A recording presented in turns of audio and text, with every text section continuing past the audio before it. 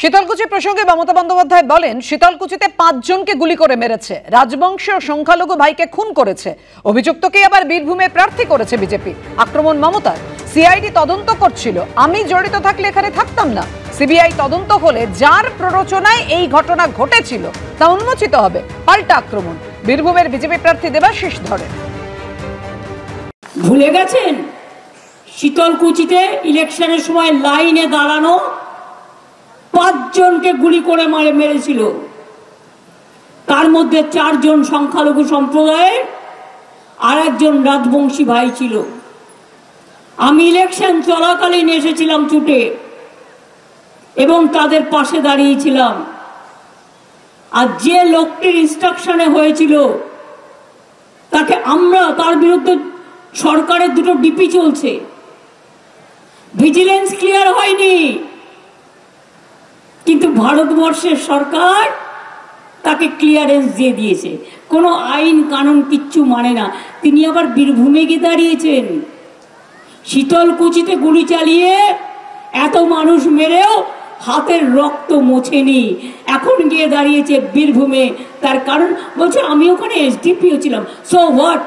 তাই বলে আমার কোনো অধিকার নেই যে আমি একটা পার্টির দালালি করে আমি মানুষের প্রাণ কেড়ে নেব।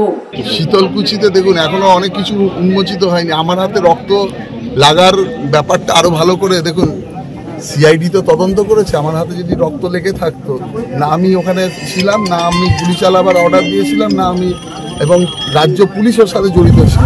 সিআইডি তদন্ত করেছিল। আমি যদি কোনোভাবে আমার 0.001%ও ইনভলভমেন্ট পেত, আজকে আমি অ্যাটলিস্ট এখানে বসে থাকতাম। আর এই ঘটনার অনেক কিছু রয়েছে। এই অলরেডি হাইকোর্টে এখন হিয়ারিং চলছে। যেদিন সিবিআই ইনকোয়ারি হবে, যার প্ররোচনায় হয়েছিল, একটি এফআইআর আছে আমাদের রাজ্যের সর্বোচ্চ মাথার এগেনস্ট এই কেসে, কিন্তু সেই জায়গায় সেই রহস্য সেদিন উন্মোচিত হবে, কার প্ররোচনায় এই ঘটনাটি ঘটেছে। আর আপনাদের একজন বাবু যার বিরুদ্ধে হাজার হাজার কেস, আমরা দল থেকে তাড়িয়ে দিয়েছি। আমাদের দলেও ছিল আপদ, আর বিজেপির আজ হয়েছে সম্পদ। শুধু গুন্ডামি করে বেড়ায়। আর আমি শুনেছি সেন্ট্রাল গভর্নমেন্টের পুলিশের টুপিও নাকি পড়ে। আমি ভিডিওটা চেয়ে পাঠিয়েছি। 4-5 গাড়ি পুলিশ নিয়ে ঘুরে বেড়ায়। কদিন আগে উদয়ন গুহকেও অ্যাটাক করেছিল। উদয়নের গুহর গাড়িতে অ্যাটাক হয়েছে।